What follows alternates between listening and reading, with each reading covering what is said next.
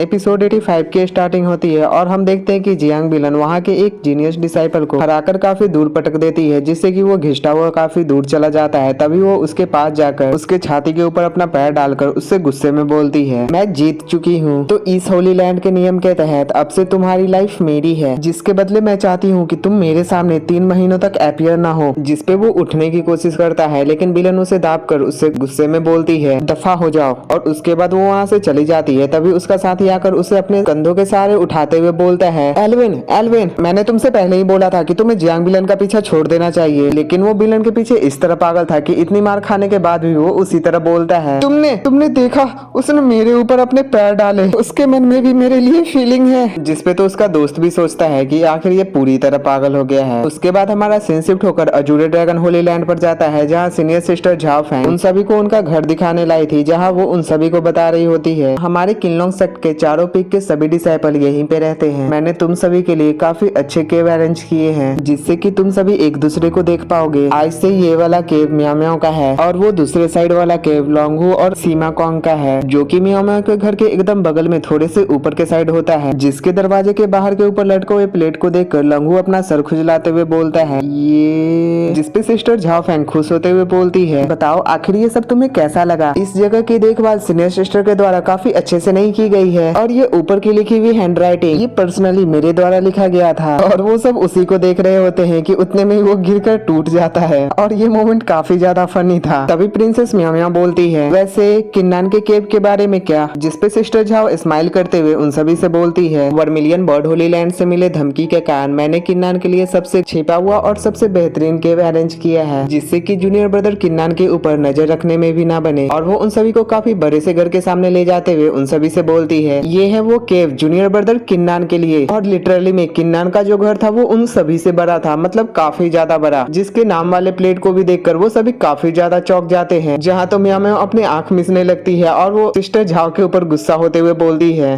दोहरे स्टैंडर्ड, तुमने इसे जानबूझकर किया है ना? जिसे तो लोंगहू और किन्नान पीछे के साइड पकड़कर रोके हुए थे। उसके बाद हमारा सीन शिफ्ट होकर रात के टाइम किनलोंग सेक्ट के मेन हॉल के ऊपर जाता है, जहाँ अजूरे ड्रैगन लॉर्ड के साथ उनके तीनों डिसाइपल भी आए हुए होते हैं, इवन की वर्मिलियन बर्ड सेक्ट के पीक लीडर लिू भी, क्योंकि वो भी अजूरे ड्रैगन के ही एक डिसाइपल हैं। जहाँ पे वो तीनों काफी शांति से बैठे हुए थे और अजूरे ड्रैगन लॉर्ड काफी गुस्से में उन सभी को घूर रहे होते हैं। तभी वो चाय ढारते हुए काफी गुस्से में पीक लीडर लिू के तरफ देखते हैं, जिसपे पीक लीडर लिू अपने दिमाग के तरफ इशारा करते हुए घबराते हुए बोलते हैं, मास्टर आप तो मुझे काफी अच्छे से जानते हो ना, मेरा ये जगह काम ही नहीं करता, ये तो पूरी तरह खाली है। जिसके बाद वो चाय पीने के बाद झांगियो की तरफ घूमकर देखते हैं, जिसपे झांगियो भी खुद को बचाने के लिए बोलते हैं, मास्टर आप तो मुझे भी काफी अच्छे से जानते हो ना, मैं तो थर्ड ब्रदर हूँ, तो आखिर मैं अपने एल्डर ब्रदर की ही बातें सुनूंगा ना। जिसपे तो मास्टर दुआन मुंह फंस जाते हैं और वो झांगियो की तरफ इशारा करते हुए अजीब तरह से हंसते हैं।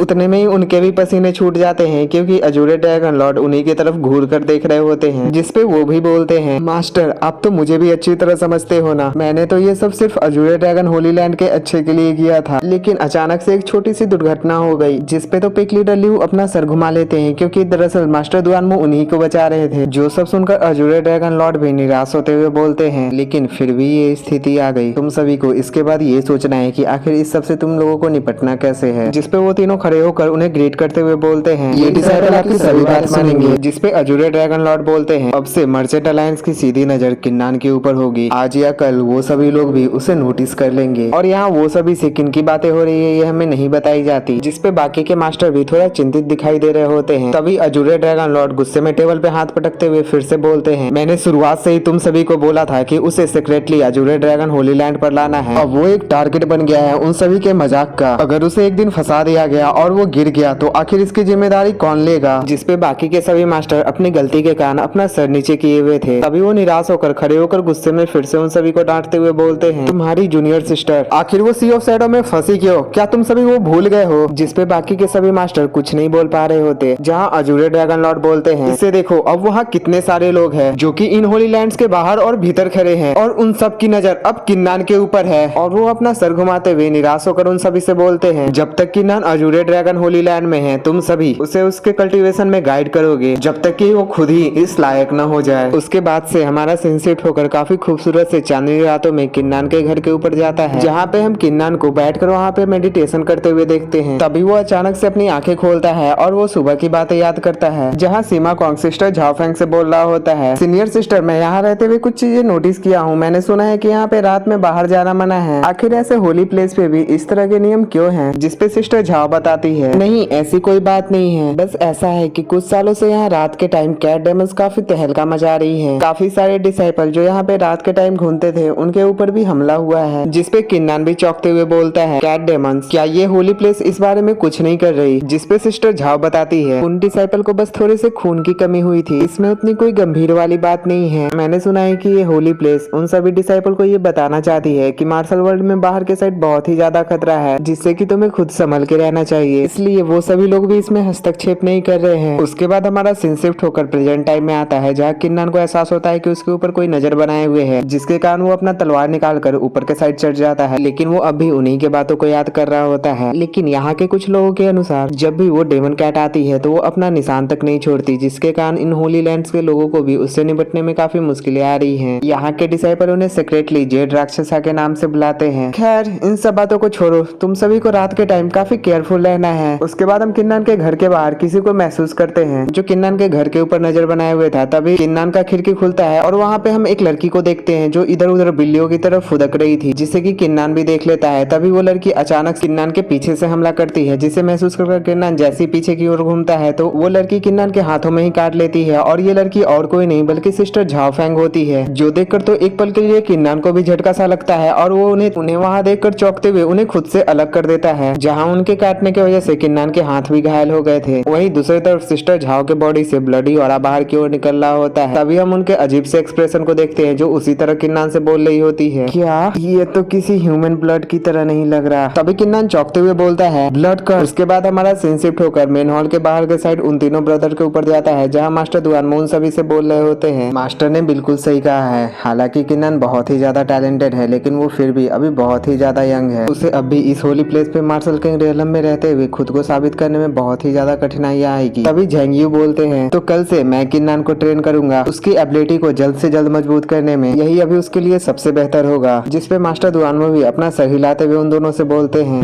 कल से तुम उसे संभालोगे। हाल ही में अजूरे ड्रैगन होली लैंड बहुत ही ज्यादा बेकाबू हो गया है, तो आज रात मैं जाकर इन सभी चीजों को देखूंगा। जिसपे वो दोनों भी मास्टर दुआनमो को ग्रीट करते हुए बोलते हैं, शुक्रिया बड़े भाई। इसके साथ ही हमारा ये एपिसोड यहीं पे समाप्त हो जाता है और नेक्स्ट एपिसोड की स्टार्टिंग होती है, जहाँ हम किन्नान को देखते हैं जिसके बॉडी से ब्लड एसेंस को सीनियर सिस्टर झाओ एब्जॉर्ब कर रही होती है, जो सब देखकर किन्नान भी हैरान हो रहा होता है। वहीं सीनियर सिस्टर झाओ जो कि अभी कैट डेमन बन चुकी थी, वो किन्नान के ब्लड एसेंस को एब्जॉर्ब करते हुए बोलती है, डिलीशियस। जिसपे किन्नान बोलने की कोशिश करता है, सीनियर सिस्टर। उतने में सीनियर सिस्टर झाओ किन्नान को पकड़कर उसके गले से दीवार में टांग देती है, जहाँ किन्नान उसी तरह बोलता है, सीनियर सिस्टर सावधान हो जाइए। लेकिन सीनियर सिस्टर अब भी जैसे ही उसे काटने की कोशिश करती है, उतने में ही किन्नान के पास से वो ब्रोंज मिरर बाहर की ओर निकलकर उसे बहुत ही दूर ढकेल देता है और किन्नान के आसपास एक शील्ड बना देता है। और ये वही ब्रोंज मिरर है जिसे कि किन्नान ने सेंगडाओ अलायंस से काफी सस्ते में खरीदा था। उतने में उस ब्रोंज मिरर के अंदर से आवाज आती है, तुम्हारे खून ने उसके कर्ज को पूरी तरह ट्रिगर कर दिया है, वो अपने सही दिमागी संतुलन में नहीं है, वो एक तरह से अपनी नींद में चल रही है। अगर तुम केयरफुल नहीं रहोगे तो तुम अपनी जान से हाथ धो बैठोगे। तभी किन्नान उस ब्रोंज मिरर को लेकर उसके ऊपर हमला करने लगता है, जिससे बचते हुए सीनियर सिस्टर झाओ फिर से किन्नान के ऊपर हमला कर देती है, जिससे तो बचने की किन्नान अपनी पूरी कोशिश करता है, लेकिन फिर भी सीनियर सिस्टर झाओ किन्नान के ऊपर बैठ जाती है, जिससे कि किन्नान अपना ऑरा रिलीज करते हुए लात मारकर उन्हें खुद से दूर कर देता है। तभी किन्नान खड़े होकर अपने स्वॉर्ड को उनके तरफ जैसे पॉइंट करता है, तभी साइड से वो ब्रोंज मिरर किन्नान को बताती है, क्या तुमने नोटिस किया? जिसपे किन्नान बोलता है, मैं कोशिश करता हूँ। उसके बाद वो दोनों एक दूसरे की तरफ हमला करने के लिए दौड़ते हैं, लेकिन सीनियर सिस्टर झाओ अपने हाथ से ही किन्नान को काफी घायल कर देती है। तभी किन्नान अपने स्वॉर्ड को उछालते हुए सीनियर सिस्टर झाओ को जोर से गले लगाकर बोलता है, प्यूरिफिकेशन यहाँ आओ। और किन्नान के ऐसा बोलते ही उसका जो स्वॉर्ड था वो आधा एनर्जी स्वॉर्ड में कन्वर्ट हो जाता है और वो सीधे आकर सीनियर सिस्टर झाओ के पीछे से लगता है, जिससे छटपटाकर वो किन्नान के गले पर ही काट लेती है। तभी वो ब्रोंज मिरर उसे उससे दूर कर देती है, जहाँ इसके बावजूद किन्नान के गले से बहुत ही ज्यादा खून बह रहा होता है और वो बुरी तरह घायल हो चुका होता है। लेकिन दूसरी तरफ सीनियर सिस्टर झाओ फेंग भी जोर जोर से चीखते हुए नॉर्मल हो जाती है।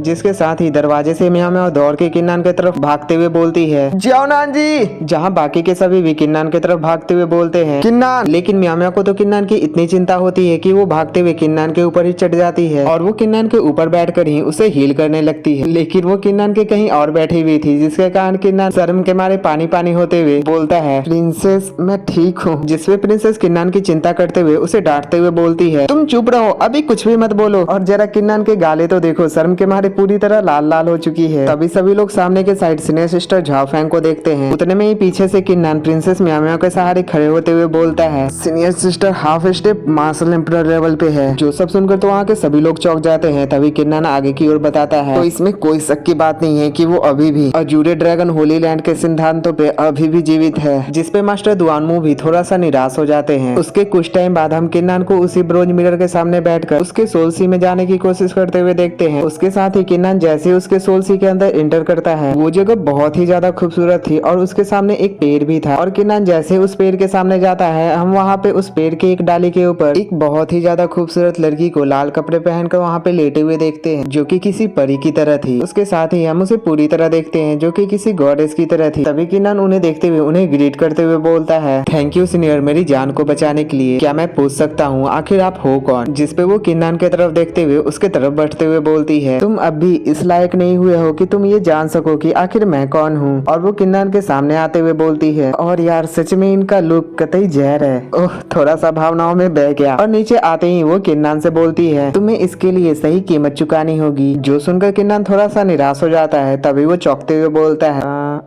क्या एक सही कीमत? जिसपे वो किन्नान से बोलती है 3 स्ट्रैंड्स प्राइमल एनर्जी के बदले एक सवाल। जिसपे किन्नान बोलता है आखिर ये प्राइमल एनर्जी होती क्या है? तब तक के लिए मैं इन्हें फेरी ही बोलूंगा, क्योंकि इनका नाम तो मुझे पता है लेकिन मैं स्पॉइल नहीं करना चाहता। जब सीरीज में बताई जाएगी तभी मैं बताऊंगा। उतने में ही वो फेरी डायरेक्ट किन्नान के बॉडी से एनर्जी निकालने लगती है, जो देखकर किन्नान भी पूरी तरह हैरान हो जाता है। और वो किन्नान के बॉडी से उन एनर्जी को निकाल कर उसे किन्नान को दिखाते हुए बताती है यही है वो प्राइमल एनर्जी। तो मैंने तुम्हारे एक सवाल का जवाब दे दिया, तो ये प्राइमल एनर्जी अब मेरे हुए। जिसपे तो किन्नान चौंक के हैरान होते हुए बोलता है ये प्राइमल एनर्जी है, ये मेरे अंदर ही था। तो ऐसा लगता है जब बैटल स्पिरिट को रिफाइन करते टाइम 9th रैंक में प्रमोट हुआ था, तब जाकर एक रहस्यमय चीज मेरे बॉडी के अंदर बनने लगी थी। तो शायद उसे ही ये प्राइमल एनर्जी कहते हैं। जिस एनर्जी को लेने के बाद फेरी फिर से उस पेड़ के ऊपर जाकर लेट जाती है और किन्नान को बताती है प्राइमल एनर्जी के 3 स्ट्रैंड जब एक में कंबाइन होती है वैसे ये प्राइमल एनर्जी। खैर इसके बदले में तुम्हें एक और मौका देती हूँ। जो सुनते हुए किन्नान अजीब तरह से मुंह बनाते हुए बोलता है आप तो सच में बहुत ही ज्यादा उदार हो। और बेचारा कह भी क्या सकता था। जिसपे फेरी बोलती है मैं कभी भी किसी का फायदा नहीं उठाती और मैं निश्चित रूप से किसी का उपकार नहीं लेना चाहती। और वो वहाँ पे एक बड़ा सा फॉर्मेशन बना देती है। इसी के साथ ही किन्नान के सर पे भी एक सील बन जाता है। तभी वो वहीं पे कल्टीवेशन के लिए बैठते हुए अपने मन में बोलता है मेरे दांतियान के अंदर प्राइमल एनर्जी के सिर्फ 30 धागे बचे हैं। ऐसा लगता है मुझे यहाँ पे अभी और भी ज्यादा एक्युमुलेट करने होंगे। और इसी के साथ काफी टाइम बीत जाता है और सुबह के टाइम हम सिस्टर झाओ फैंग को किन्नान के दरवाजे के बाहर खटखटाते हुए देखते हैं। तभी किन्नान सो के उठ के दरवाजा खोलते हुए बोलता है गुड मॉर्निंग सीनियर सिस्टर। जिसपे सिस्टर झाओ फैंग भी अपने बाल संवारते हुए बोलती है गुड मॉर्निंग जूनियर ब्रदर। तो कल की रात तुमने अच्छे से आराम किया ना? और यार किन्नान के ऊपर हमला करने के साथ ही पूछ रही है रात कैसी रही। जिसपे किन्नान भी उबासी लेते हुए बोलता है हाँ अच्छी रही, आपके बारे में क्या सीनियर सिस्टर?